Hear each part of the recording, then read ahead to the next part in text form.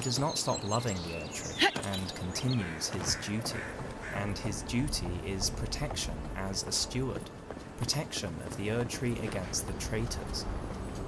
He defends Leyendell in an all-out war, Leyendell's second defense, stacking high the corpses of his enemies. The wall is never breached. He fights back Radar, the lion of the battlefield and the conqueror of the stars, as Margit, and the wall is still unbreached.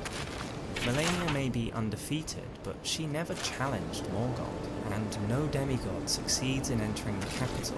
The wall is unbreached to this day.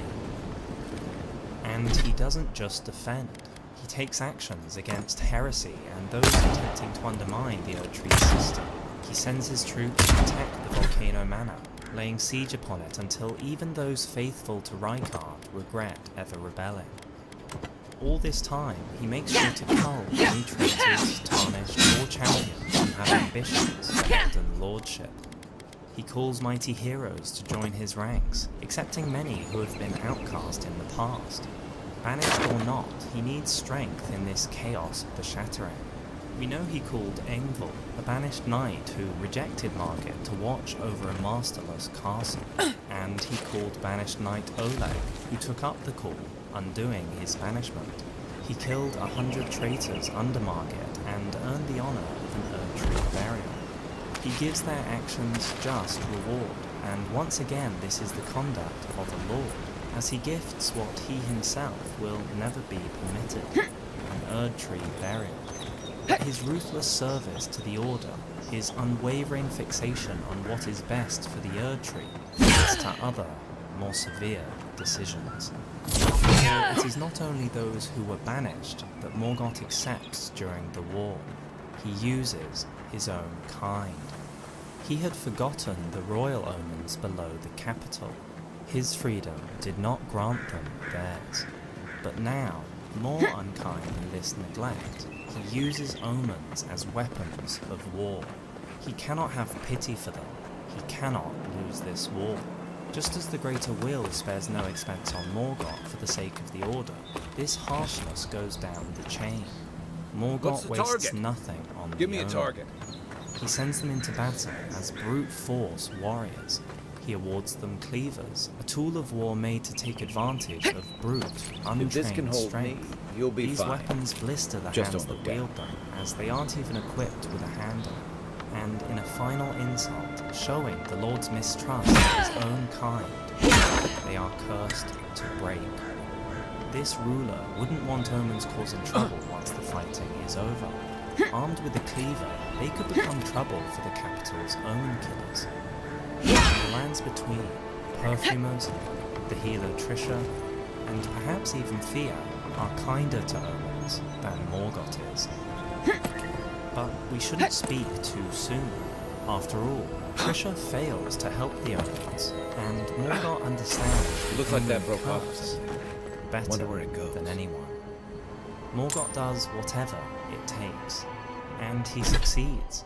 No traitor gains power while the fell omen and his hands roam the lands between. And he manages all of this while ruling as a king, while carrying out the battlefield victories as Margit, still wearing his ranks and ensuring the running of the capital as Morgoth, who has traded the shadows of the depths for the shadows cast by They weren't much of a statecraft. colonist. He tirelessly That's defends upstream this from land the wall. until he defends his Erdtree against us. The first rune a Tarnished usually seeks is the rune of Godric the Grafted, or as Morgoth respectfully calls him, Godric the Golden. Morgoth materializes with golden magic to block our journey to his relative, to our first great rune. He has kept his identity separate, and we will not know we have met the ruler of Leyendell until much later. He wastes no courtesy on greeting us, mocking our ignorance and how easily we are led by others. The hunt for glory, the flame of ambition inside us, makes us rush headlong into a world we do not understand. He does not respect this attitude. Even in the fight, we can see a glimpse of who he really is, a lord of illusion, making mighty gold hammers out of the air that disappear an instant later. He himself disappears after the fight, his death yet another nothing trick. ventured, on boy. His voice on the wind warns us of the hands of the fell omen. The hands of the fell omen shall brook thee no quarter. The knight's cavalry still roam and will kill us if they find us. Later, as we come closer to his capital, he uses the body of an old wandering noble.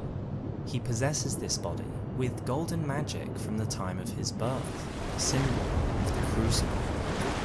On defeat, he departs again, the corpse of the man left behind, used and discarded, just like the troops and omens in the Shattering.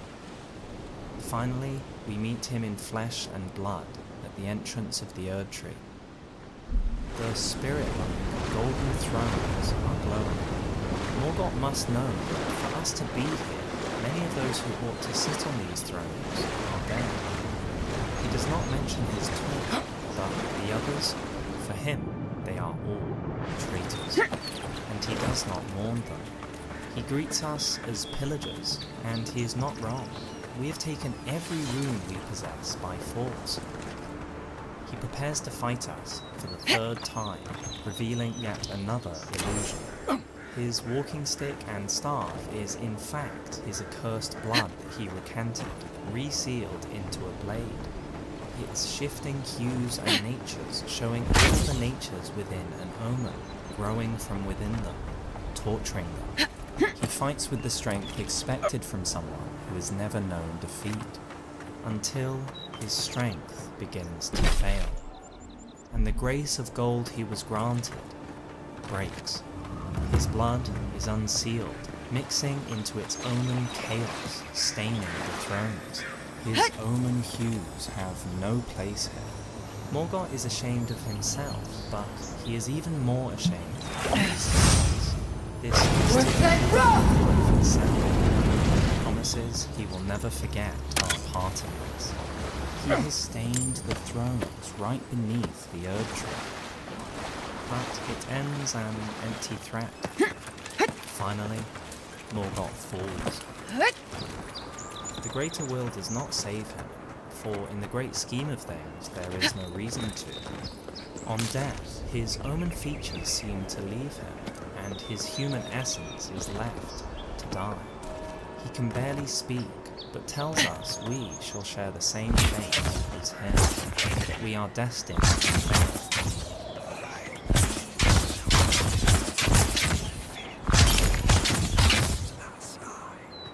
The local militia's lacks at the best the shadow of times, of his birth which these are that not. has never left him. It comes to take him now in his final defeat. The only person with any pity for Morgoth, the only one to mourn him, is his father. The veiled monarch was an illusion, so no one knows when he passes away. The body of Morgoth, Leyendel's king, now human and beyond shame, is left at the foot of the Erd Tree. No one notices. No one in the capital even stumbles upon their thankless king. Morgoth knew he could not have an Erd Tree bearer, but he is not even offered the dignity of a standard one. Instead, he is found by Godfrey, who cradles his son with tenderness. Sarosh roars, while Godfrey maintains his composure. Morgoth then fades away, and whatever is left becomes the guidance of grace. The greater will uses Morgoth once more as motivation for Godfrey in battle, a means to an end.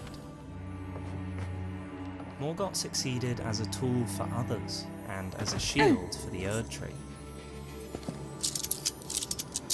But it was always Marika's aims, the greater will's plans, our ambitions that succeeded in the end. Morgoth may never have been given a true victory, but there was never a more true servant of the Erd Tree, or one who loved it more. Morgoth's actions were not saintly.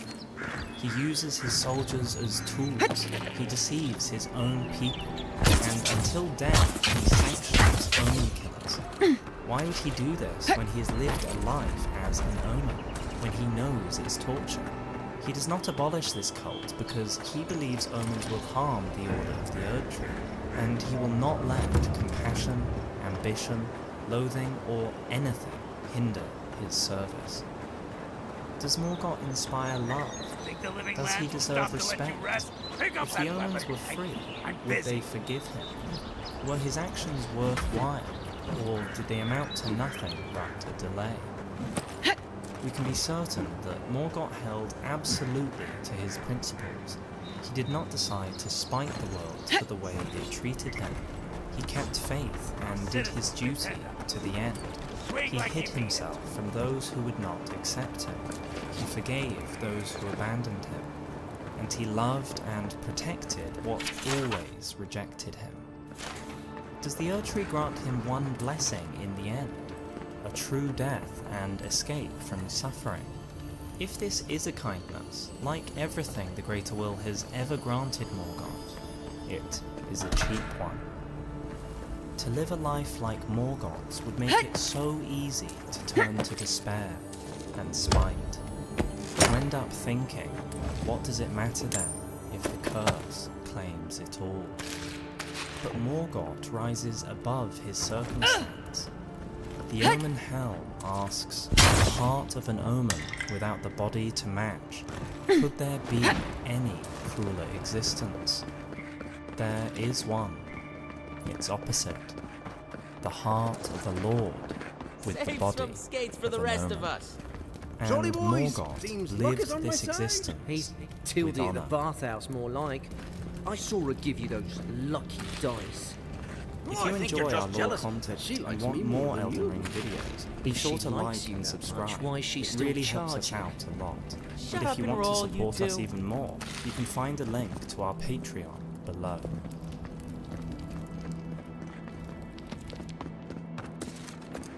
Look alive, then. Margaret would be ashamed of witness such incompetence. My grandfather could do a better job than you lot. He's The world missing of both of Elden Ring is quite a sight Another to behold, recruit. ranging from snow-capped peaks to giant underground caverns. It is full of wildlife and rich history. And while we can learn about this Real history generous through with people compliments. and the written Oh, word, she what said if that, we did instead she? widened Spar our with me. gaze to see what the land itself can tell us? What stories can be found within the frozen You mountains? mean besides the How many thrill? mysteries are held by the winding underground rivers or towering trees above? Welcome to mapping the world Yes. of Elden Ring. In Mogren's Delving into everything on this topic This would one's take mine. many hours, so instead, this series seeks to provide an in-depth and helpful baseline of information to springboard future discussions. If you have observations to add, or want us to dive into anything, let us know down below. Let's begin with the overall structure of the lands between them. What stands out to us in the map structure is how the player progress through All the right, game. are As you- a whole, one naturally Well done. begins in areas whose environments generally highlight It's clear more I recent underestimated history, your such prowess. as Limgrave or Liurnia, Fierce as a and then raccoon. steadily progress Now into for your areas that provide prize. a clearer window Our surplus into the includes past, like the mountaintops of the Giants or Farum Azula. And so, for the most Ah, part, this is magic the was order never we my will be diving strong into suit. the world. But you Starting in Limgrave, we have a lush green region that It seems is done. relatively normal at first glance. There is little evidence of war, and it generally features little culture. Enemies wander in a seeming limbo. They pray to a raging dragon, and are generally stuck in a sort of stasis. But what does stand out is that Limgrave features a number of huge ruins that leave a strong impression of awe for any new player. They sit in orientations that seem unnatural, and their architecture strongly suggests they originate from somewhere else entirely. Indeed, they are covered in ruined fragments, which state they are found near places where ruins have fallen from the sky. They are believed to have once been part of a temple in the sky. The only city of the sky that is presently known is Farum Azula, which is now in a perpetually crumbling state beyond time, in the far east of the map. There are a couple of complications that feel important here. That the ruin pieces are very far from the current location of the flying city, and that while the architecture is highly similar both in style and scale between these ruined pieces and the crumbling city, they do differ. One of the key details throughout the Dragon City is the presence of beasts, not only as chosen guards, but they are also literally embedded into the buildings themselves. However, according to the Azula Beastmen ashes, the ruins of Farum Azula are said to be the remains of a giant mausoleum enshrining an ancient dragon. Thus, it may be the case that not all Dragon City architecture would feature beasts in this crypt-like style. There could, therefore, have been other areas of the city that dropped these ruins, or even other flying cities which did not have the same beast incorporation within the brickwork. We will look at this idea more closely later. Limgrave as a whole provides a fantastic learning ground for a new player, as it manages to have the highest density of mini-dungeons like caves, catacombs or mines, while still staying relatively calm and open. We think this highlights that while currently the place features little culture at all, long ago the region must have thrived as a hive of activity, and that at some point this prosperity was lost. Given the lack of evidence of war here, other than the rebellion at Castle Morn, this was likely lost a long time ago. Could the gigantic pillars we see hint at some previous civilization that existed here? Perhaps the desolation of culture is from the Stormlord's defeat at the hands of Godfrey. Or maybe it's a natural result due to being the farthest area from the Erdtree during its reign, and receiving the least of its bounty. After all, the people of the Altars Plateau believe that those born at the foot of the Erdtree are blessed. Whatever the case may be, Limgrave highlights the lack of recent large-scale activity, and this is very important when taking into account the fact that we, a Tarnished who has only recently been returned their grace and beckoned to the lands between, arises here, of all places, something we will come back to in future videos. Moving on to Liurnia, we notice the region has a much more extreme landscape. A huge lake, on which Raya Lucaria is managing to remain tall, flanked either side by highlands cliffs. The name, Liurnia of the Lakes, seems to be misleading initially, as the area features only one lake that encompasses the entire valley. But the map helps here. The majority of Liurnia is sinking into a lake. Thus, perhaps the region used to be made up of many much smaller lakes that have expanded and conjoined into what we see today. This would explain how the Academy Gate Town was set up beneath Raya Lucaria, and how the various ruins found in the lake would have been established. That is, they were originally on dry land. If the name for the region is a misfit, it implies that what is causing Liurnia to sink down must be a relatively recent event, and the landscape of the Academy Gate Town can attest to that. The angles of its buildings almost seem as extreme as the ruins we found in Limgrave, Nice work. which it must be That'll help noted are against also found whatever we throughout face out Liurnia. there. Given You know, the for east most side people, of Liurnia getting sent to the features living high road, but according and to Steam, Raya Lucaria itself said they wouldn't interfere with the shattering. We can assume You must that have gone change to through the one of- marshland I can't is a imagine. more Tell- natural influence, as opposed to some result of armies marching through or warring in the area. Though it does seem that the eastern high road does not currently lead all the way to northern Liurnia, there is still little evidence of the the living activity lands of won't armies disappoint, in the lake though area. the experience. So What I really either want the to ground know, itself is losing since our stability, or there has been an influx of water. The Lake of Rot does lie below this region. I don't know how but we you don't investigate know a just how so-called much lower being this a is, godlike. and I don't the suppose your ancient patron architecture deity. would suggest that its influence on the stability of the region is I thought by every no godlike. means a new That's one. one of the The stranger crystals things. above Sorry. the lake are interesting, though. Perhaps they provide I haven't some sort of met protection anyone who's that really keeps seen Raya the Lucaria Dream standing Scourge, strong, refugees, and may even be one of the and reasons people. for the Academy's location. We don't think the flooding could be caused by weather changes. The region was already known for its ever-present fog. Unfortunately, and if we look to the Weeping I think- Peninsula, known for its endlessly rainy climate, we find no flooding of note. If we look instead for a source of water that could be flooding the lakes, I was we are led in to the ruins Claviger strewn Amond. precipice, If he's which, gotten into trouble, interestingly, especially- features for the well, second what- time the archaic architecture that we saw in the pillars in Limgrave. These structures do, in fact, seem to be built for the water flow. Just be so careful. The water That's the kind of source talk that may surely get. isn't a I'll recent let you get. development. It's good to be. However, being so inlaid into the cliff could indicate that it was at some They point say hidden from people the outside afflicted with and what was starts actually within and the then cliff, so leaving the train. water somewhere underground. As such, it is possible that they were only unearthed. I guess in it sounded recent better times. than miasmal Indeed, king. if we look to the exit at the top, we can see the It's the site gateway of to many the destroyed living lands. caravans Seen and a number of most omen, visitors one enjoy of some which is mariner's even porridge. crying. Then, Evidently, with a site of a lot of recent activity. Furthermore, it may have been the case that the Grand Lift of Dectus was not in Exactly. action during These the days shattering, we have as we to find live the with- medallion halves far away in Limgrave and Caelid. No, So the folks who say that scaffolding either up the for a lot of precipice may have therefore only been carved out during that time. The pathway does seem very haphazardly crafted, Nate, as oh, if it was only intended Rauatai as is a temporary famous. It's solution. in like used. If so, it is possible that this waterfall was only released recently That's what some by Yogurt- uncovering the but- structure, and is what is causing Liurnia so to did sink Mike. so quickly. That, The Altus a settlement Plateau, called. home It's to Mount Gelmir, Leindal, even the Erdtree itself, Yeah. is the first region the shattering has left clear scars across. I joined up with There are Rauatai. barricades I was and soldier camps throughout, and various impact wounds starting on the out. ground. We were. Mount Gelmir, the site of the most appalling battle in the entirety of the shattering, also has to add countless air dead bringing bodies order piled and up. civilization. Then I hope you learn from my Rykard mistakes. became the Lord of The Blasphemy, Juana didn't want us marking there. the Erdtree as the And it was enemy, hard to which see. in turn I- brought the armies of the capital to his doorstep.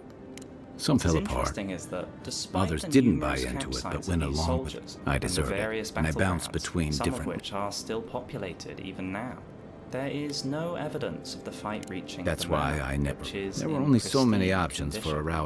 Rauatai. However, As a the prison mercenary, town I figured I hidden could at behind least choose is my battles definitely and my not. crew. I ended On up our here. arrival, It was we more can of the see this same. town is in bad By the shape. time I came to the It living is lands, unclear I'd if the seen. lava has risen, as the architecture seems to fit the height the lava is at. Yeah. But the buildings are Though, and a nonetheless lot. broken Look, and if I can give you some this hard-won advice, discrepancy whatever your between the role town asks and of the you, manor indicates because you're the one who temporal has to. distance between their construction, and implies I that figured. the town and perhaps its serpent men What gave it were away? around long before Rykard set up here. It's fair to assume Fair that enough. prisoners Might be. would have Rautai's been hardly from a war, hospitable but the serpent environment. men are said to have That's where you arisen get the long popular ago, image. and the fact that the town seems to be crumbling Don't sell me amidst short. the lava I've is also been a certainly drifter. interesting. We should Has the play lava some. control of the god-devouring serpent changed in some way over the years? Or was the town never Then you fit must have to come last during in our such a brutal lashed by environment? storms. Outside of the manor, at one We of do the a lot of bleaker digging for battlegrounds, is a irrigation, dead drainage. or at Anyone least from broken Rauatai has spent minor enough Erd time. tree. So, Trees are, those of us who course, leave a are. huge part of the lore of Elden Ring, and as such will require You'd fit a more right in with. focused video It's to true dive that into. the same But things for that now, make there are a Rauatai are couple coral observations masons. that are worth For all noting we've within this out. video, and we'd love to hear what your thoughts are on them and on the game's trees as a whole. It's been hard won First across is a the size variety. variety Some of of the the minor traditionalists Erd trees worry throughout that the world. prosperity is Or rather, same as the traditionalists lack of everywhere. variety. Me, For all the I different prefer the simplicity. locations and their climates, for all the history Sure. associated with each area, and for all their differing distances Shoot. to the Erd tree, they are all of the same scale. Check your And the bedroll second for pertains to the Erd tree at this battleground, that it is broken and seemingly dead, and is the first that we have seen in such shape. What exactly caused this to happen, and when? We will come back to this later. Before After we your continue, voyage, it must be let's nice take a to moment spend the night on step dry back land. and look at the Person- roads of the world. Leyendell is the capital of the Age of the Erd Tree, the most recent superpower across the lands between. And looking at the transport lanes Well, that I've lead always out found the from it rocking of can a ship tell to us be some of the soothing. most common As long and as I've got useful my feet journeys facing the of bow, age. that is. If we follow the main road out of the capital, we are led through the Altus Plateau and down the Grand Lift of Dectus towards Liurnia. There is also a secondary path that hugs the northern coast, reaching the windmill villages, which suggests some importance.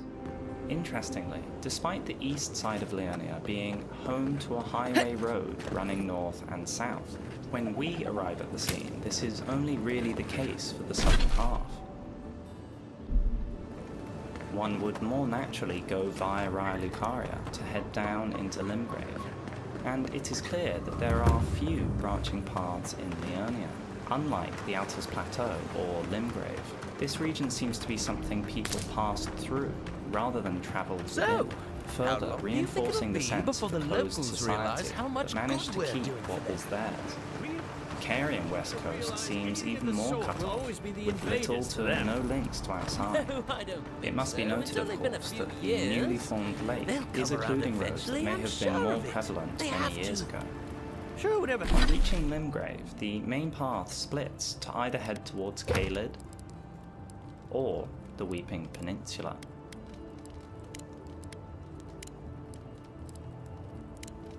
For the path to Caelid, it is certainly interesting that it seems to reach no further than halfway through the region. Perhaps not all of Caelid was accessible to those of outside regions, and as we shall see, this may be due to its ties with Farum. Now, it is difficult to say what such roads were used for the most, simply for efficient army travel, or for more complex transfer of goods between regions. The roads do seem to have been built with access to the arenas in mind, so perhaps there was even some tourism. The only times we see such paths being used are by convoys, where we see trolls pulling a caravan along, or perhaps being patrolled by the night cavalry.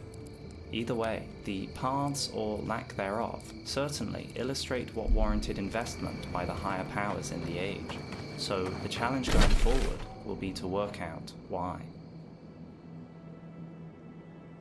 Now, Caelid. This region is the anomaly of the formula thus far. Other than perhaps Limgrave with Godric's grafting activity, this is actually the site of the most recent large-scale events, that of Radahn and Melania's battle in the Shattering, the Battle of Aeonia. And when we arrive, we are struck by the scene of a region that has been completely engulfed with scarlet rot. Praise Marika that these chest-high walls were already established near the border to Limgrave, else who knows Venture how past much the it may have palisades at your own spread. risk. The Scarlet There's no Rot, guarantee of however, safety instead out of in the simply wilds. erasing the history of the land, seems to have given an Beautiful amazing view insight from these into cliffs. ancient history. Real To us, long way it seems down, as though too. the entire region has been dissolved, and many layers of the land have been cleared away. The roots of the trees that once stood here, that were assumedly underground before, are now towering high above us, and we are now met with the terrifying view of some huge, ancient skeletons.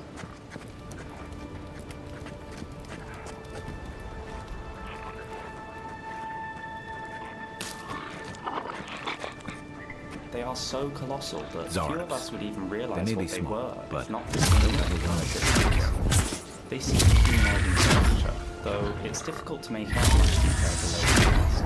If we assume they are related to the giants in some manner, the Visage shield having an instructional function further reinforces that their unveiling engagement is recent.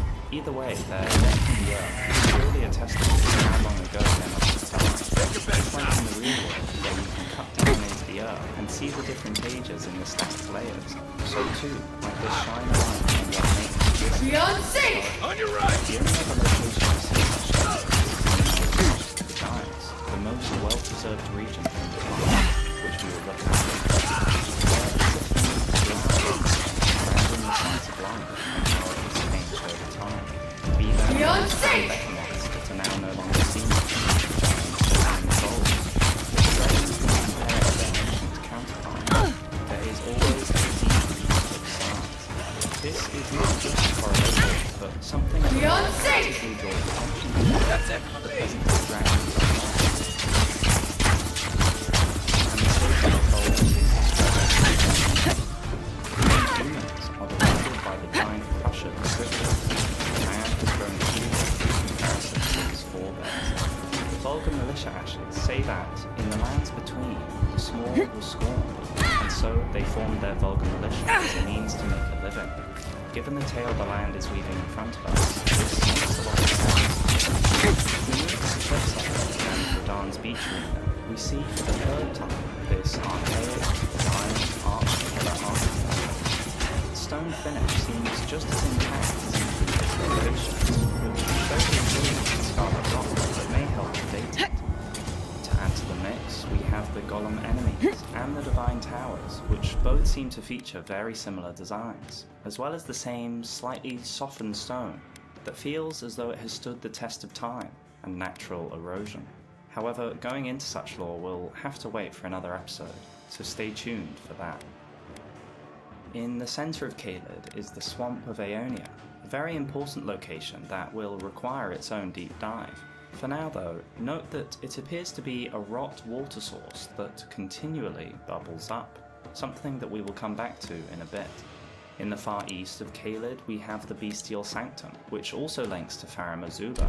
Not only is it accessed by the Farum Great Bridge, but it too has highly similar architecture, and unlike the ruins in Limgrave or Liurnia, beasts are featured within the stone itself. What is worth noting about the bridge and the structure below the Bestial Sanctum is that these are built specifically for these locations. They fit the coastline geography. So, was Farum always a flying city, or was it grounded at some point? Or is Farum in fact the name of the culture, and thus every location might simply have the Farum prefix? After all, there is another Great Bridge in the Trembling City. If this was the naming culture, it may mean there were multiple such Farum cities, that in descriptions get grouped in a similar way to the Eternal Cities. Thus, would the civilization have exerted a wide control over both land and sky, and perhaps is how they reached Limgrave and Liurnia. Either way, it is a fearsome power, to be sure. Moving to the capital, there are a few geographical details that jump out. In particular are the Erdtree, which will have to wait for another time, the moat, and the capital's location, which say a lot about the Erdtree's history without needing to read the various descriptions in the game. Leyendell is in a highly Zards. defensive They may be position. small, but Enemies they'll can overwhelm only you if you're really not come careful. from one side, given all the other sides are protected by high mountains or giant cliffs down to the water. It has high ground and can see for miles around, and features a large moat in addition to the walls. Coupled with the source of water, Leyendell can withstand a siege with ease.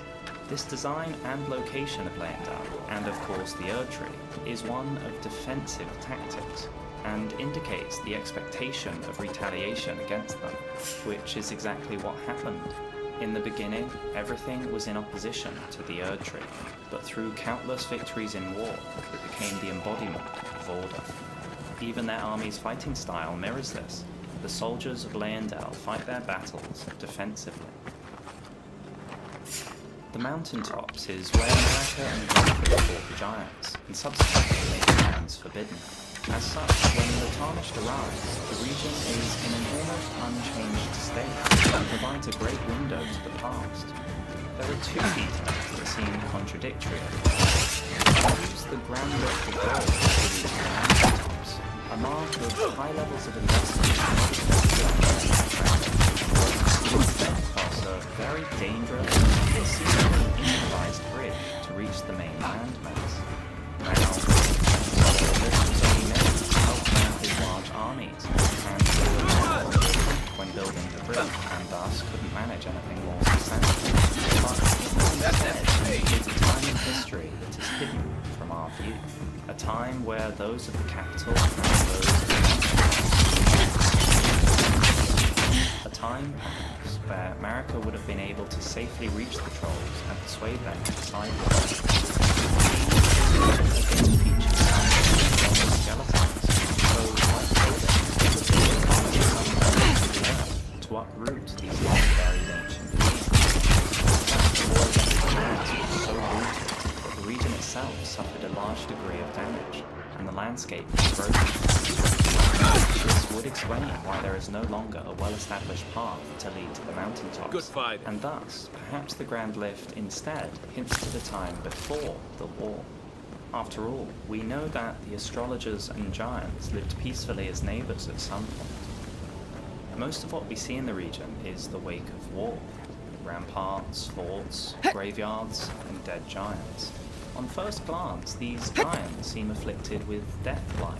But in fact, this appears to be weapons that utilize Briars of Sin, just like those outside the Guardian's garrison.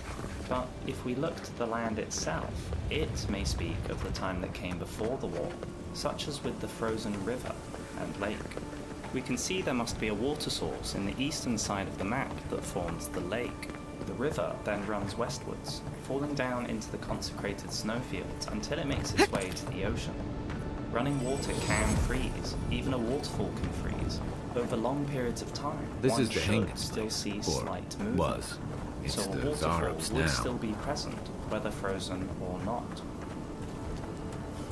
Given the power of the giant god was fire-based and is represented as a sun, it is likely that the time of the fire giants featured a much warmer climate, and that the lake and river was not originally frozen.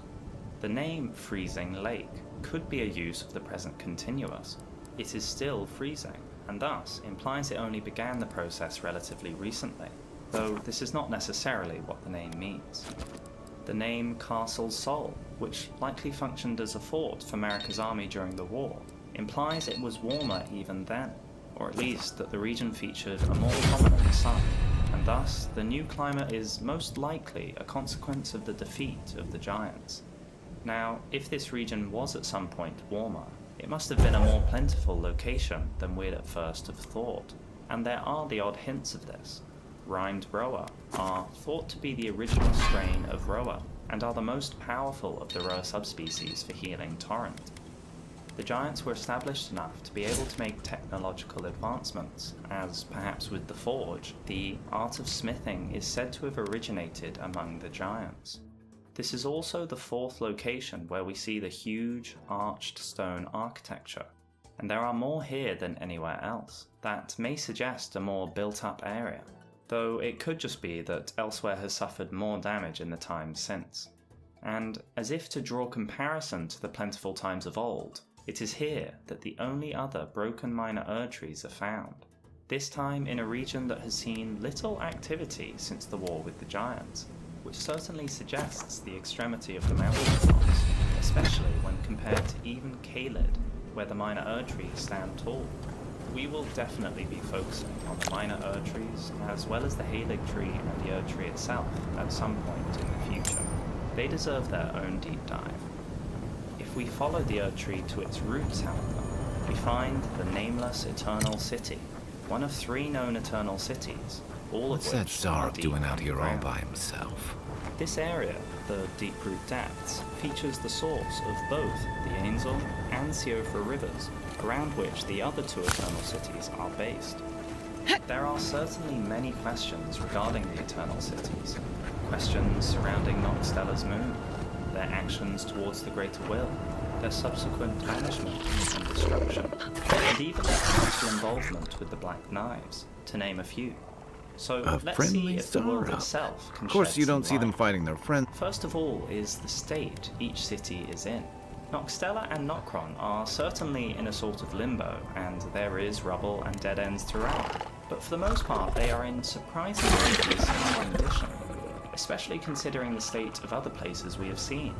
All the ruins in the Overworld, the Academy Gate Town, Farum Azula, and a number of other places show much worse signs I don't of wear speak than these Zarup, Eternal Cities. but it This is definitely strange, answered you. given Astel leveled the Eternal City after the Nox invoked the ire of the Greater Will. I agree. However, He's not hurting here, anyone. as well as What in made him almost come this all way, items though? that make reference to the Eternal City, they reference them as just that, the Eternal City, which is strange given we know there are at least 3 separate Eternal Cities. Furthermore, the only Eternal City we see that has any level of destruction that would warrant such a description is the nameless Eternal City. Its buildings are sparse and broken. Nameless is certainly telling them. It is not forgotten or ancient like the Ul ruins. It is nameless. This is deliberately a whitehead of records, like the firstborn son in Dark Souls 1, later called the Nameless King. This is also the only Eternal City that lacks its starry sky, which we can see is present in both the other Eternal Cities, as well as in Astel's arena. After all, Astel destroyed an Eternal City, took away their sky. If we do assume that only one Eternal City was destroyed by Astel, what exactly happened with the other 2? We know the lost black moon of Nocstella was the guide of countless stars. Additionally, the Nox were banished deep underground by the Greater Will. These would certainly suggest that they were banished from the surface to the underground, which severed their ties to the moon and stars, and as such, they were under a false night sky. But when we visit Nocron or Nocstella, in addition to the surprising condition of what remains, it is clear that the cities are, in fact, suited for these underground Right behind you. regions. They have channels that control the water flow, including an aqueduct. And the buildings seem to fit the shape of the earth around them, which begs the question, how is a full city even banished? Especially to locations which are otherwise impossible to reach, save for a highly secret path through the capital. Certainly an interesting topic for the future, but we'd love to hear your theories down below. The nameless Eternal City, though destroyed, is still surrounded by water features. We have a large waterfall that floods the city itself, followed by a huge curved waterfall that produces the Enzel River, and on the other side is another large waterfall that makes the Siofra River. However, if we track the Ainzel's water movement to its source, it seems to originate from this very shallow and calm pool above the city. Even if there is some gap the water is coming up through, the rate of flow is certainly strange. It's almost as if the water is expanding as it travels. And we see the same with the Siofra. Come on now! The entities is the white color of the water here. This can be seen while at an angle, but not that the ground beneath is white. Water is in many places in the game, but only water, scarlet rock water, and this white by the time the established, it is gone.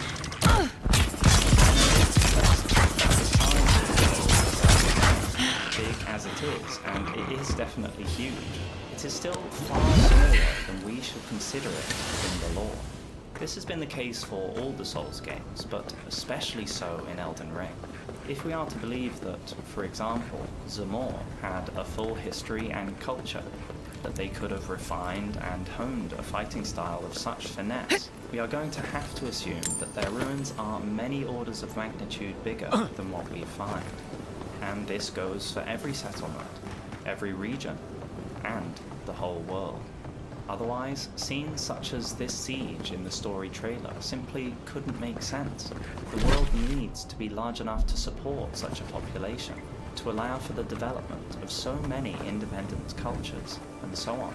And we think this is important to remember going forwards, as we go deeper and deeper into the lore.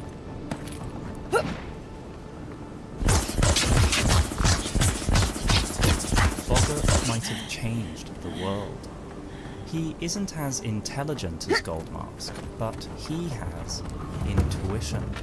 In time, he just might have mended the lands between, because Bogart was onto something. Blackguard Big Bogart is born into a big world. Unseen. His arrival is not blessed. He is not born at the foot of the Erd Tree, or into a well-off family. Only those of comfort and means know the truth. The crab's eggs are more delectable than its meat. Bogart will go on to eat and sell crab meat, but never sells the eggs.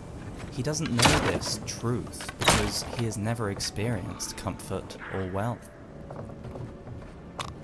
After an early life of hardship, he grows into an aggressive man. He learns to fight, he learns to threaten, he learns to bluff, and he learns to cook the food of the people very, very well. While young, he ignores this talent, Anything, Juice? instead choosing violence to make his way in the world. He chooses to steal from those weaker than him. Maybe it has something to do with that He wall is painting. armed when he robs, and he settles on a weapon of choice. The fists of Big Bogart, he calls them, and they shatter bones with ease. He sees weakness as an excuse for his crimes, as if he is simply teaching the weak a lesson they need to learn. But it ain't my fault she's stupid enough to get duped, is it? Everyone died on the bloody roadside, I reckon. During this time, he ejected close from the prisoner's mask. People might have called him beautiful, Beyond sync! but his soul is the soul of a blackguard, a thug. He hangs out with those he trusts and shares his taste for prawns. However, some of his friends may not be a good influence, and he ends up being locked up with one. The degree of punishment, as well as who he is locked up with, make it likely that they committed serious crimes. Boggart is made to wear an iron mask, a mask forced on convicted prisoners. Another similar mask in-game is used for the same purpose, but has an even crueler design. It is used on prisoners convicted of an appalling crime, and is a foul creation designed to torment the wearer, either slowly fomenting hatred within their heart, or a spiritual fervor that is near indistinguishable from it. Boggart has more space to breathe and see in his, but it must at first be claustrophobic and panic-inducing. It blocks out much of the world's light, his freedom to breathe reduced. He is dehumanized. Even if his soul was already warped I'm no art before, critic, it but warps further I've never seen a during mural like captivity. that. Looks like This is an only the elf beginning. and Whether he Zara deserves holding it or hands. not, Boggart's time What do in you see? jail is horrific. His friend, Why don't we ask the his Hankin about cellmate, it? doesn't It's her last house. long. She ought to know something. Boggart's one comfort, his friend, becomes a trauma when they are joined by another. I was in the same jail as him once. The Dung Eater does something terrible while in jail, does something that to this day Boggart cannot forget. I ain't seen nothing more disgusting in all my years. I ever been more scared than you. Rooted to the bloody spot while he did that to my friend. Boggart has to witness the twisted Dung Eater kill and curse his friend. The gruesome technique, combining only horns and filthy heresy, will haunt Boggart forever. The jailers come to remove the Dung Eater from Boggart's cell, or does the Dung Eater decide it's not Boggart's time? In any case, Boggart lives to tell the tale, and eventually, his time in the prison comes to an end. Beyond sync! Is Boggart released or does he escape?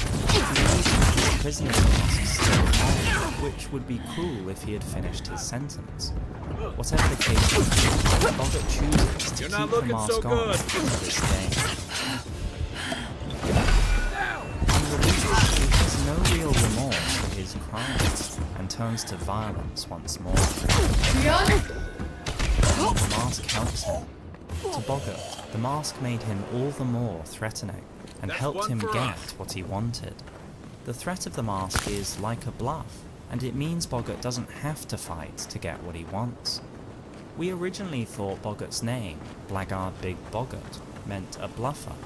To blag means to manage to obtain something by using persuasion or guile. To obtain with persuasion or guile seems like bluffing, but this is not what his name means. Blackguard means a man who behaves in a dishonorable or contemptible way. This fits with what we know of him so far, but this is his reputation. He doesn't call himself a blackguard. What he does call himself is Big Boggart. Boggart is defined as an evil or mischievous spirit. Was he given this name from birth? Was his soul evil from the beginning? Or is this a form of self-loathing, an acceptance of how others perceive him? Until well after being free from prison, his behavior deserves his reputation. But after some time, for some unknown reason, Boggart decides to change. His helmet states that while it helped him get what he wanted, it was also a mirror of his emptiness. It is as though his way of life, intimidation, violence, dishonor, is having an effect on his soul, on his inner order, that is too hard to bear. On meeting, no one fails to notice that he doesn't like himself or believe in himself. Makes no sense anyway. My son like me should get caught between. Just Next one's mine. Serves me right. Fitting bloody end. For a jump. Perk up, boy. The weight of this self-loathing never becomes too much. And whether he knows it or not, Bogart starts to act in a way that he can be more proud of. So that Bogart decides that he wants to bring value to the world. And so the blackguard begins a new journey. At some point, he sees grace, as though it was the path to a better life. He hardly even believes in grace. Makes no bloody sense anyway. My son no name like me should get called to the lands between. And yet, he follows its path.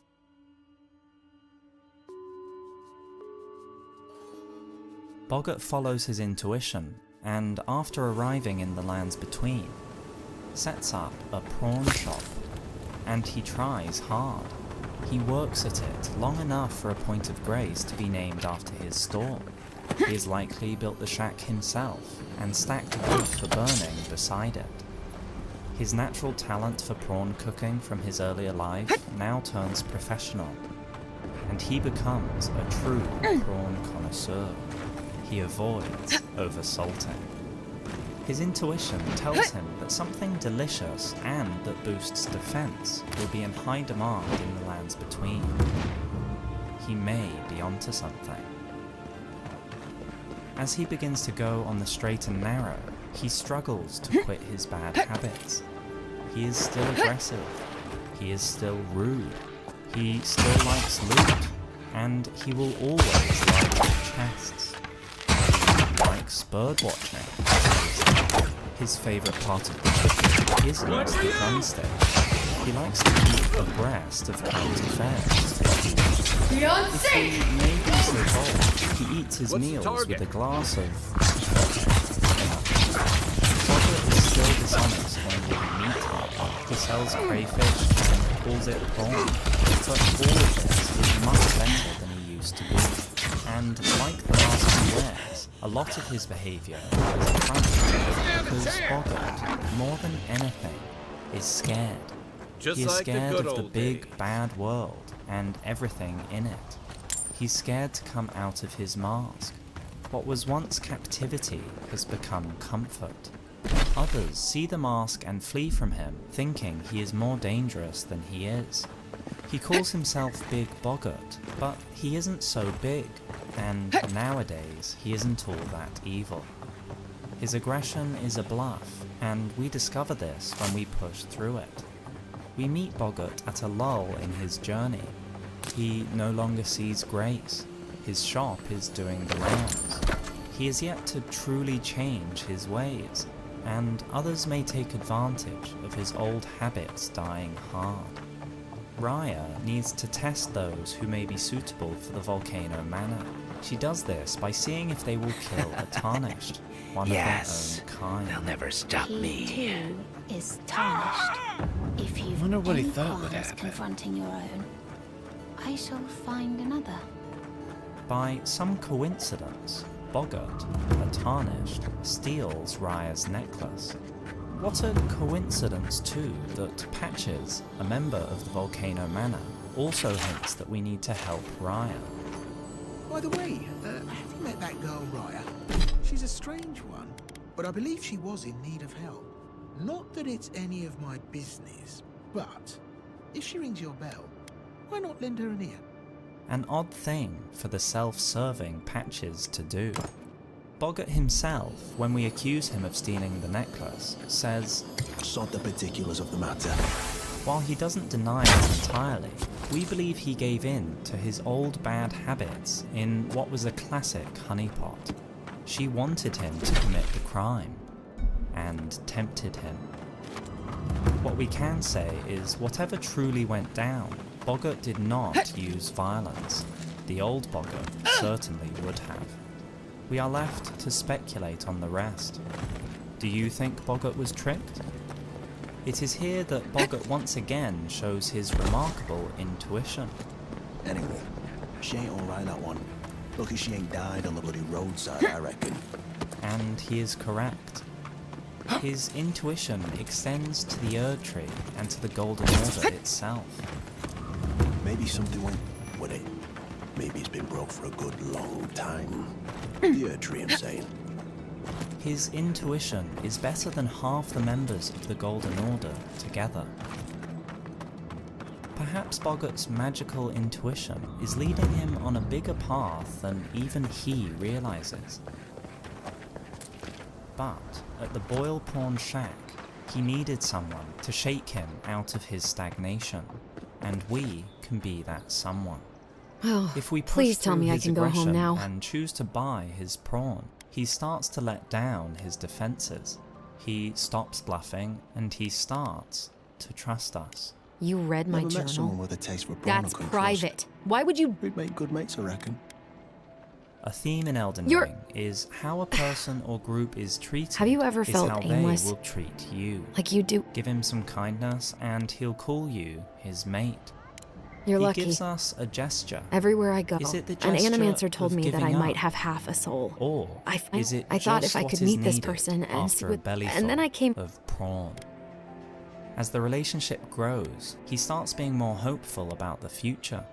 You've got a real thing here, eh? And it's only getting better. But what do I Our do friendship about it? seems to animate I'm him. so... Does I he can't see go grace back, again and I can't go after forward. we meet him? Or is his next action his own idea?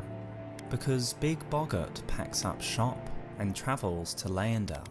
And he travels the hard way. Are you serious? He battles the magma worm with his fists. How could and anything be... roars the creature down.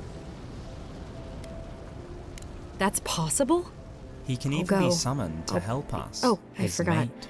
You still deserve to be He paid. uses his own I didn't think- product because he really Well- believes in what he sells. He sets up on the outskirts of Leyendell, where the crabs are plentiful and the demand for boosting defense is much higher.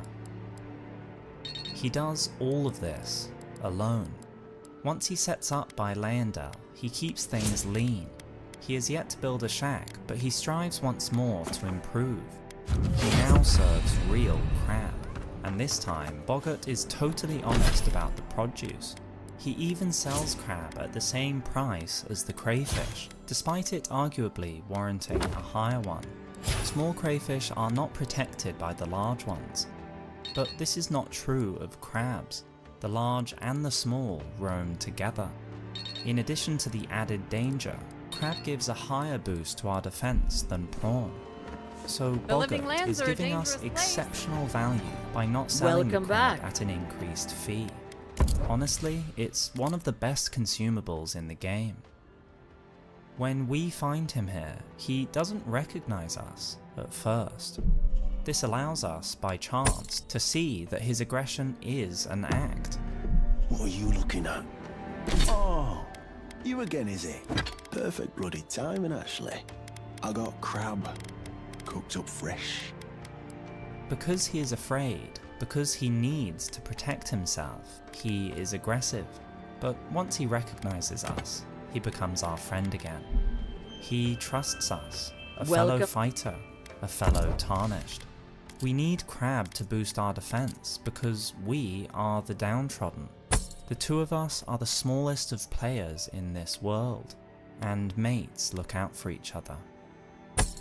But, by accident, we end Boggart's journey. Boggart has been discarding the ghosts of his past, anger, loathing, emptiness. But one ghost is much more physical, and we release him. Just as he conquers his inner demons, an outer demon joins the fray. Boggart notices his old cellmate's presence in the capital outskirts, and he looks out for us, taking the time to warn us. Yeah, and now I've seen it here again. Never thought I would. It was him. No question. That monster. He's lurking round here. He wants us to stay safe. We are lucky. But the Dung Eater finds Boggart, who becomes his next victim. God damn it. Time to roost. Why ain't it me? Why ain't it ever? We find Boggart on the point of death. He begs for release from the Dung Eater's torture, and in his last moments, he loses faith in himself and his ambitions. It serves me right. Fitting bloody end. For a jumped up little with big ideas. Help me out. Would you, mate? I don't want to get cursed. Just let me die. I don't want to live like this. Not anymore. What do you think you're doing? So, Nice to... please. But before we can grant him his wish, and perhaps prevent him from being cursed, he dies. On death, he only drops Time to 100 runes. He must have put everything back into his business. If we had managed to grant him mercy, would this have allowed Boggart's soul, hopefully now a purer soul, to return to the Erd Tree? Let us hope that the Dung Eater hadn't completed the cursing process, so that he can be born again, this time a little more blessed. Not only for everyone to enjoy his connoisseur prawn, his crab and his humour, but because his intuition had him on a unique path that may have made him a healing force in the lands between. For a jumped up little with big ideas. Just what were his big ideas? Did he even know how consequential they might be? Because Boggart might just have been an accidental genius. The crab and prawn meat is not only healthy and nutritious, it is abundant and cheap. The rich obsess about the flavour of crab eggs, perhaps suggesting that they look down upon more mature crab meat. And if so, this would most likely be because of where the creatures live. The crayfish and crab crowd around waste water, around filth, around death. And they are there, eating. They eat these impurities. That is why they are so abundant, because the world is filling up with this waste, because of the fractures and errors in the current order. Has Boggart's intuition made another remarkable leap? The rich should look closer. The state of the world's impurities can be seen in some crabs. There are even some who are infused with deathblight, where this curse can be seen on the crab's external shell, the dead, inanimate shell. Deathblight is rampant, rapidly infecting the world, including these bottom feeders. And yet, the meat they drop is clean. All the drops are clean, healthy, white meat, no matter where they live or what diet they have. The crabs are miraculous creatures that can filter out any impurities, including disease, death, and sickness, and use it to grow strong. Not only is Boggart's food cheap, abundant, and very nutritious, but it is in harmony with nature. In an intuitive way, Boggart is solving the problem. His business, expanded enough, done long enough, may mend the lands between. Boggart, the intuitive version of Goldmask, follows a path of simplicity and strikes gold. But before he could uncover its true potential, he was cut down, taking his skills with him. Let us hope in his next life he is not judged too soon. In the credits for the game, he is listed only as Thug. Born into the world with such a label, what chance did he have? But given a chance, who knows what he might achieve? Boggart is one of the only people in the lands between who becomes more likable and more trustworthy the more we know about him. Perhaps in his next life, He will not be a big boggart, a big evil spirit, but simply big-spirited. Because next time, we know our prawn brother is gonna make it. And when he does, let's hope we can be there to have a drink with him over some salted prawns. You've got a real thing here, eh? And it's only getting better.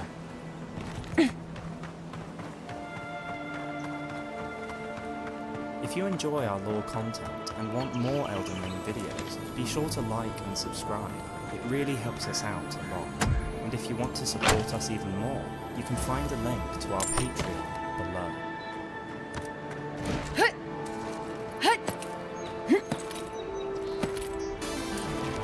For nearly 20 years, Patches did the same thing. He tempted us with treasure and trapped us. He had a few methods, but his favourite was holes and kicking people down them. But in Elden Ring, something isn't right. Patches is different. Eventually, we find him in the Volcano Manor, and he seems to believe in something. He is helping. This isn't the Patches we know, solitary and cynical. Whether he is untethered, unbreakable, or untrustworthy, he always seems to be the same old trickster. Patches the hyena, the cackling scavenger, the body-kicking corpse looter. What's going on here? Why would he turn up at a place that he warned us about? And my warning was spot on. You tell me different. Stay clear of Volcano Manor. End of discussion. I heard the brutes there hunter tarnished, like animals. And yet, here he squats, the Volcano Manor, a place for the strong to rise by strength and become heroes, even if it's by killing their own kind. Patch's killing methods aren't based on the jewel. Some might say just by looking at him that he doesn't fit in here. His philosophy of sneaky survival is not the Manor's approach of might is right. So, you killed Rykard. I harbour you no ill will. The strong take. Such is our code. At first, we don't notice what made him change. He's giving us regular Patches, chests, traps, overacting. Oh my! Well, here you are again. Oh, so sorry for that. I meant to warn you, but there you wait. But it was the hint about helping Raya that put us on edge. By the way, have you met that girl, Raya? She's a strange one. Oh, look, but I believe Paradis she and was Ladder. in need of help. When heated, the Not resin that it's forms a any hard of my coat business, that strengthens but weapons and armor. if she rings your bell, why not lend her an ear? Incoming Zara. Hinting that we help an angel, a man who idly sits by as Raya of Thurland, one of the most charming and gentle characters in all of the From Software games, starves and hollows in the hole right beside him. He didn't help Raya because, well, he kicked her down the hole. So why the sudden change of heart in Patches? Patches' history, well Another before glorious Elden Ring, battle. might tell us why. The first clue is who Raya was, a member of the clergy. Patches connoisseurs, or Soulsborne fans as they're sometimes called, know Patches and religion have history. Patches' relationship with organized religion, its clergy and clerics, is complicated. It is also murky. We may not ever find out his exact reasons, but Patches hates clerics, and as he claims, the fraudulence of organized religion. He says to them, You damn clerics! You're worse than maggots! this hate seems to continue across every game, with the one exception being Bloodborne. What a joy it is to behold the divine. It must be such a pleasure. But this isn't really an exception. Patch's obsession with the clergy is that they are frauds. Don't you be fooled by his claims to do good. They're all the same, those rotten clerics. Take your higher cause and stuff it, you lousy charlatan. Yet the power and reality of the godlike beings in Bloodborne is very real. So Patch's respecting them isn't contrary to his character. There's no fraudulence here. So it seems that it's the fakery that upsets Patches, the taking advantage of the hopes of the weak with, in his mouth, empty promises of superstition. Well, Great, there's not food in my mouth, nor anyone else's. Of course, we shouldn't assume Patches is all good. He likes to put the fear of God in his teeth when it suits him. The gods demand repentance!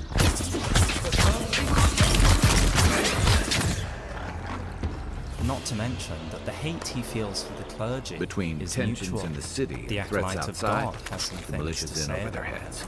He is a depraved, vile man, and he deserves no allies. And the much-loved Rhea comes the closest to bad language that she can when describing him. You and Nico were fooled by a lout named Patches and turned into hollows. And even those with more in common with Patches, cynical, solitary characters such as Grave Robber Blige or Lord Trek, don't have good things to say about him. Have you heard?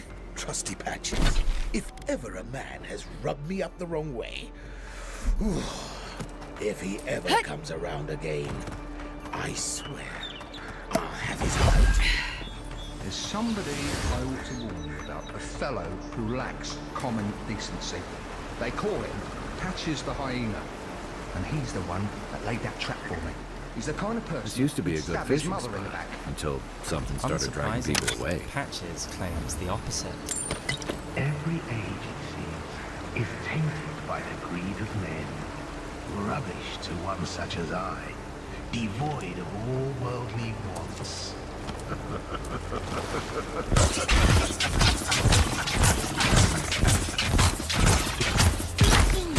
I swear, I'm the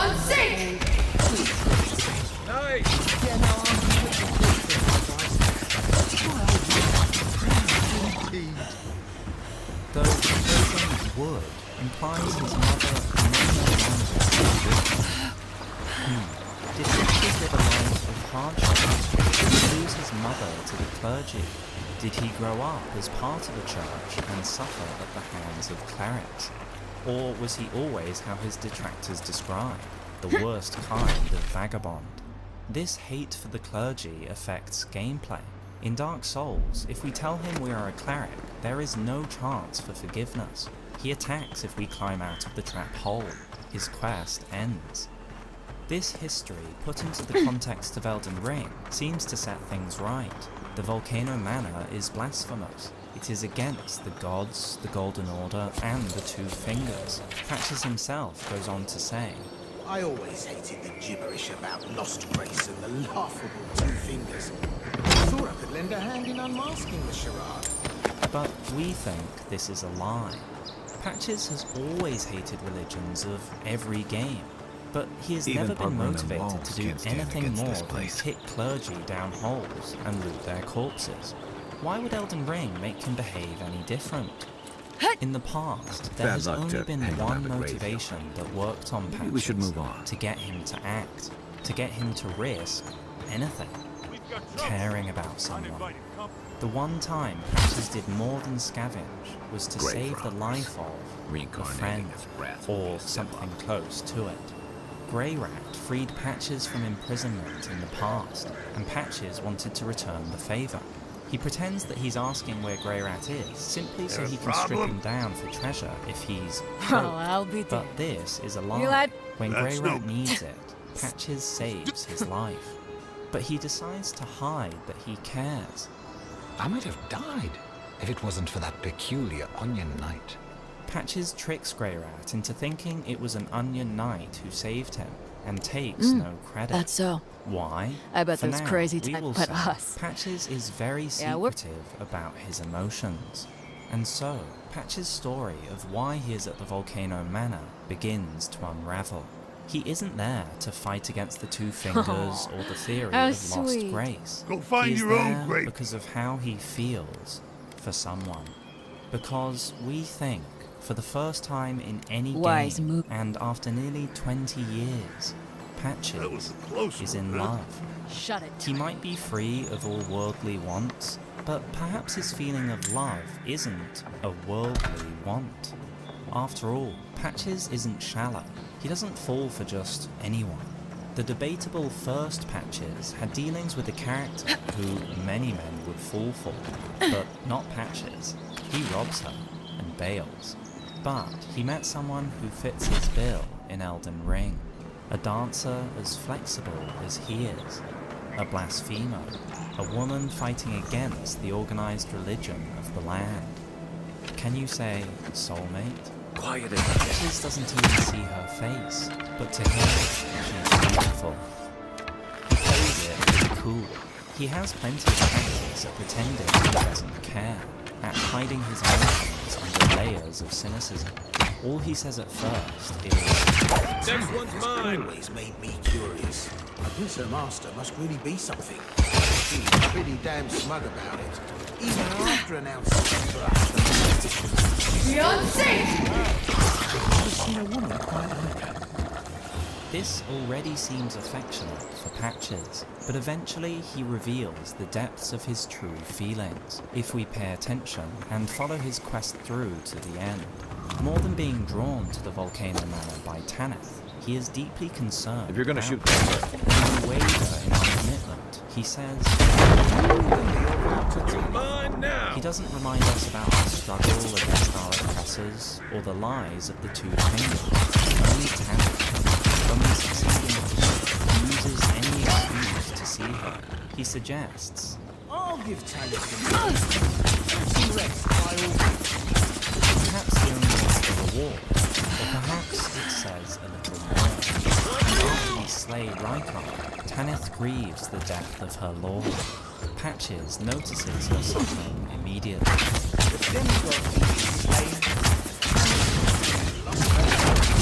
This isn't the most tactful comment, but this is once again him wearing onion armor.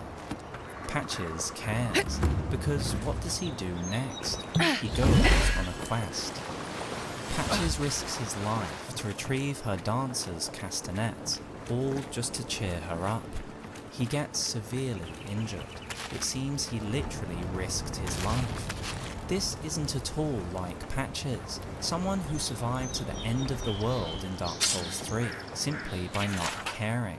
He even admits he's only in this mess because he followed a different path, a unique path he found in Elden Ring, the path of love. This unfamiliar path got him in trouble, but he was willing to take it, because that's the real treasure! It's a treasure valuable enough to risk his life for, and he ends up how we find him. Oh, you again. A shame you had to see me like this. Oh, I had a bit of a slip. I should have stuck to what I know best. No matter. I know I can trust you. Gullible, yes, but a good soul. Make certain that Tanith gets this. Oh, it's nothing, it's just makes me sick to see her all bent out of shape. Come on, Tanith. You're able then I can rest easy, my friend. Sadly, when we deliver his gift, Tanith shows her true love for Rykard, even after his death. What is it? I have no need of that. I must continue devouring my beloved lord. Patches was nothing to her. We can't help but feel sorry for Patches. He finally felt something. His love was unrequited. Should he have known better? He calls us gullible time and time again. But isn't he gullible too? To think he could compete with Rykard. Whether or not he was gullible, is he a hypocrite? Well, thought you'd just help yourself to a man's personal belongings, huh? Patches surely reasons. When it's a snake man, it's totally different. Ironically, if he hadn't been a scavenger and a coward, and and risen as a hero, he would have likely become one with Rykard, and then would be becoming one with Tanith. But it was not Patch's destiny, and Patches, being Patches, bounces right back. He recovers from his wounds, body, heart and soul, and gets right back to his old tricks. But he took a very real risk when he fell for Tanith, and this story may help us understand a bit more about Patches, about the confusing meaning from software may be putting into his return parents. Patches is a snake. It sees his head veil from his eyes. He sees the hurt and coldness in the world around him, how trusted carers and attacks some of the worst demons out there. He doesn't go mad at the reality in Blood Bowl because it may not surprise him. He expects people to be down. In every game, he accurately describes and warns us about the moral shortcomings of other characters well before they cause problems, such as Petrus, Lord Track, Yerk, and more. Of course, he might be right, but no one feels warmly about Patches either. He may feel that, in some way, everyone is kicking people into holes and stripping their cultures. So why not do the same, but without the pretense? And if it's done to the worst frauds out there, all the better. His attitude and response to the way the world works is summed up well by one quote in Elden Ring.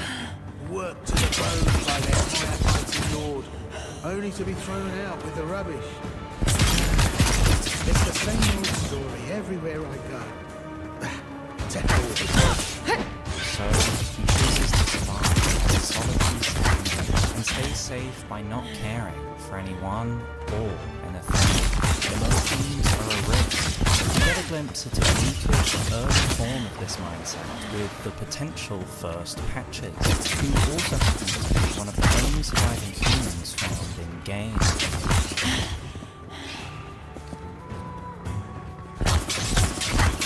He thinks everyone is an enemy, and he does survive in other games with this approach to the end of the world. But while it may be safe, it is alone. Is this one of From Software's key messages? That if we turn away from the risk of caring to only see the harsh truth of the world, and give back only what the world has given, that we might survive like Patches, but we might find it hard to care again, alone. The inner cynic is safe after all, and the alternative can be brutal. In the end, Patches is a mystery, but we think maybe he's incapable of not caring.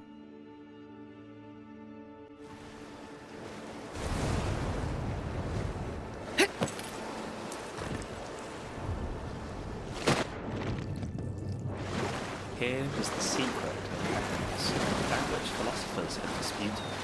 Happiness might now be bought for a penny and carried in the waistcoat pocket. Portable ecstasies might be had corked up in a pint bottle. The gifts of nature like nothing else. Power, laws, and gods, then the power held by healers has its own limitations.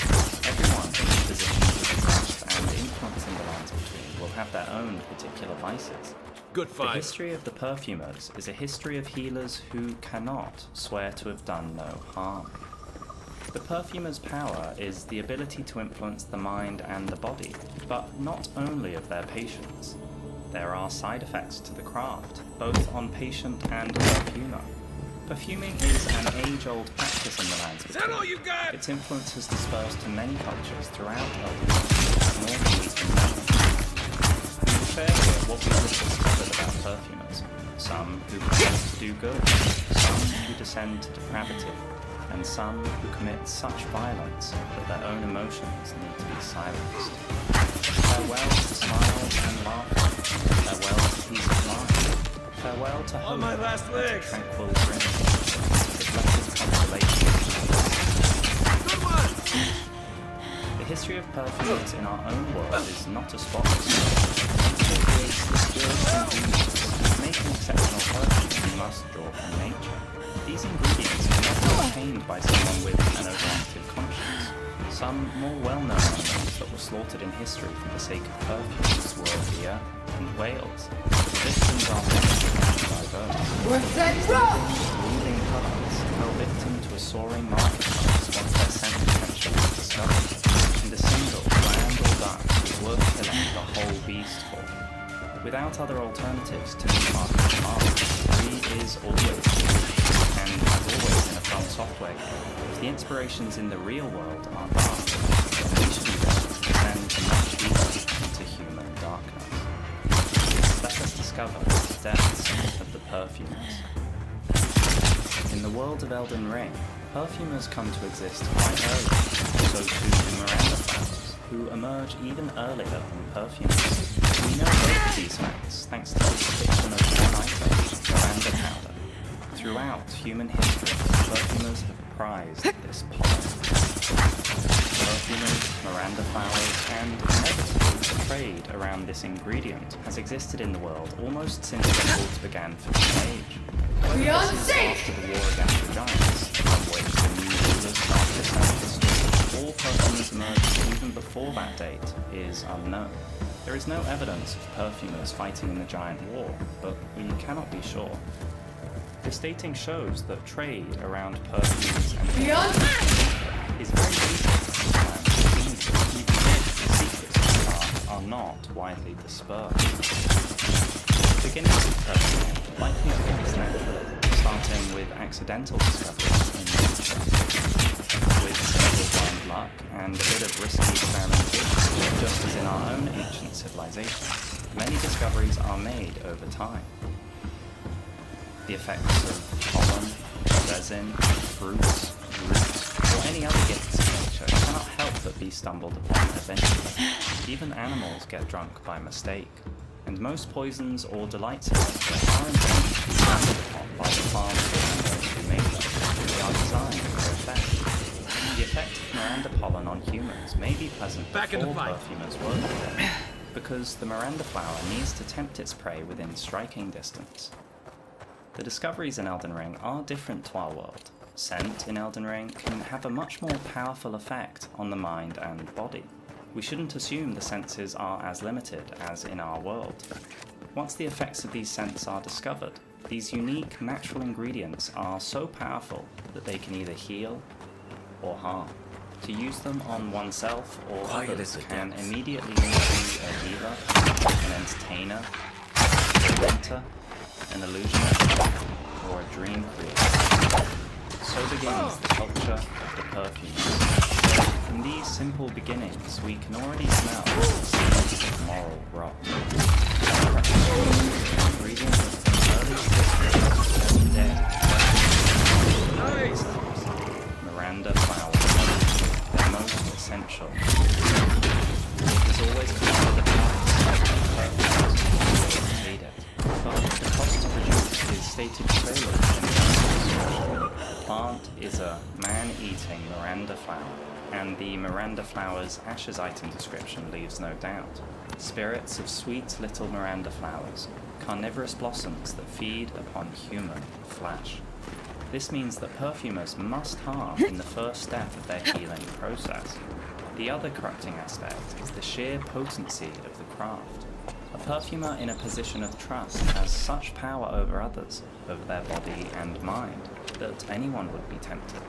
Not to mention, in a sea of supply, thought must arise to influence one's own mind. These unavoidable temptations will always stalk the perfumer, and one will not be able to resist. Time to rally. Miranda flowers themselves deserve to be discussed. These flowers are referred to in item descriptions and ashes as though they are sacred. Next one's mine. The item descriptions are sarcastic about Miranda flowers, calling them sweet and little darling. We doubt this sarcasm applies to whether the Miranda flowers are conscious. They can move and react to us if we are aggressive towards them. They seem to have a relationship with the various sects of perfumers, staying non-aggressive even with close contact, and likely while perfumers harvest some of their pollen. Given their diet requirements, it is likely to be a symbiotic relationship, and the flowers can understand not to bite the hand that feeds them. It is also probable that their pollen is so potent precisely because they have aspects of humanity within them, coursing through them. Not only do Miranda Margaret's flowers pure. feed on human flesh, Keep it away from they may gunpowder. have a Or human you'll be as origin. bald as me. A cut content item describes who may be the first of the species. Miranda, Maiden of the Flower Crucible, is said to have been the very first of this breed. In-game, they are called Miranda flowers, which is a human name. It is also a name beginning with M, which is similar to Melania and Millicent, who Gary states can bloom. To what, if any extent, there is some genetic or environmental crossover between these women and Miranda flowers is a mystery for now. But there is some core humanity in Miranda flowers, and indeed one flower is literally called Miranda. We find her so close to the other boss in the room that they could almost be talking, and yet she does not aggress to him. If there is some core humanity before this transformation to flowers, it would likely make the pollen all the more effective on humans. The innovation of perfuming comes from nature first. The essential plants and gardens exist in the wild, well before heavy cultivation or a community and culture around perfumes develops. Even today, the Traveller's Robe says that this travelling perfumer was searching for new gardens in the wild, with new plants. It is natural to find pockets of certain plants in nature, and at first it will have been wild foraging that they started. Harvesting these lucky pockets of abundance, occasionally natural gardens, is the perfumers that start. May have been before the Erd Tree. The capital city makes sure to have all the perfumers under its roof before the craft spreads elsewhere. As with every craft, a lot of experimentation begins in its early stages. A whole range of things are found to be useful, everything from glowing moss to formic rock. Many more are surely yet to be discovered. Unfortunately, many that are found to be useful are also dangerous to find or toxic to handle. This immediately makes their supply difficult and their purchase expensive. Soon, a simple solution is found, and perfumers start cultivating their own gardens, where they can grow their own supply of ingredients. This cuts out the complexity of sourcing themselves, or the cost of a middleman. The value of the ingredients is still so high, and the process of growing the plant still so morally unpleasant. They build and grow the garden in secret, protected from theft or judgment. Whether hidden on the fringes of the highlands, or obscured by shadows inside caves, the flowers blossom in secret, waiting to impart their scent. Of course, the perfumers can't grow everything, however, and there will be a market for selling certain risky or hard-to-find ingredients to perfumers. Even with their own gardens, products which can influence the mind will always have demand which outstrips supply. So a commerce continues to rise around perfumers and perfuming, with ingredients coming from as far as the Eternal City and the Ainsel. This diversity of supply gives the perfumers the interactions and connections to influence and be influenced, to learn from, teach, and be corrupted. The capital seeks to jealously guard the craft of perfumers. The first reason is because of its immense power, well beyond mere healing. It is not so much as, in the eyes of the man, a class apothecary. This opinion of the public gives the impression of something mild, but a means of changing the mind, the emotions, altering the lens with which a person views the world. The general public perceive it as simply another form of healing. What it is believed truly is and functions are all different. The other ingredients from across the lands.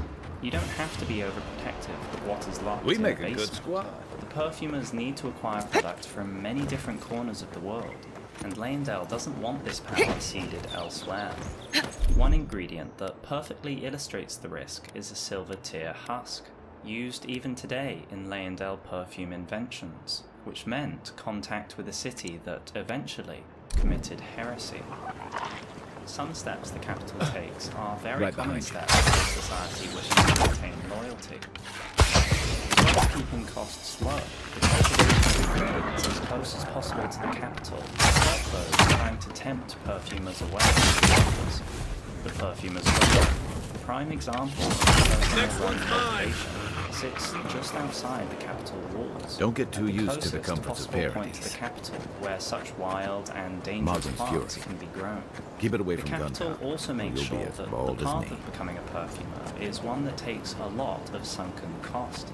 It doesn't allow a perfumer to be accredited to earn the respect until they have reached a very high level of training. A long commitment to achieve a license is always a sunken cost, and what takes time to earn is hard to give up. A position of respect in society, the anchor of responsibility, pride, a reliable craft to earn their way, a feeling of doing good. All of this will prevent perfumers from straying, for the most part. Their outfits signify their duty and their allegiance. The Erdtree is proudly displayed on their apron. The weight of the robe and even the chains upon it remind them of their responsibility. To say goodbye to the center of perfumer learning and all of the social benefits of the capital wouldn't be a common thought, and if you considered it, you would be risking the wrath of the most powerful faction in the world. Most of the perfumers would stay loyal. As the culture and craft of the perfumers develops over time, long periods of time, it becomes incomparably richer and deeper. The evidence is all around the capital. Whole rooms are devoted to perfumer work, mountains of books and scrolls, complex plant cultivation,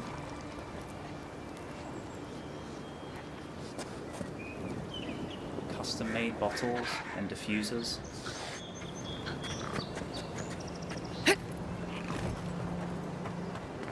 the role of perfumer has progressed to one that has a depth which, taken far enough, truly makes a master. Bottles have been made, likely of an extremely complex design, to operate the mixing and timing. The container may be what allows the nuance of a perfume's creation. Like the delicate crafting of a firework, how it releases itself over time is likely how the effect is achieved. As we travel the lines between, we cannot make a perfume without later sending the bottle. Over here! Level, even this small aspect of the art. The key is to work with both body and mind. Something such as this masters in society as is expected of them. And the perfumers enjoy a state.